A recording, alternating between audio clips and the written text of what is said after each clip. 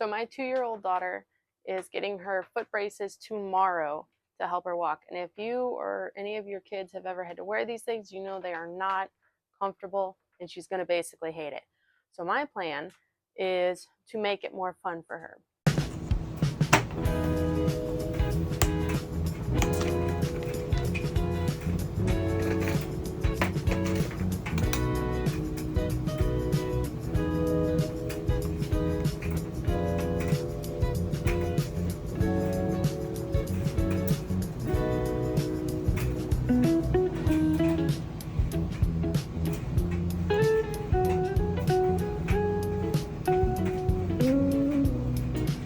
So they are sewn on.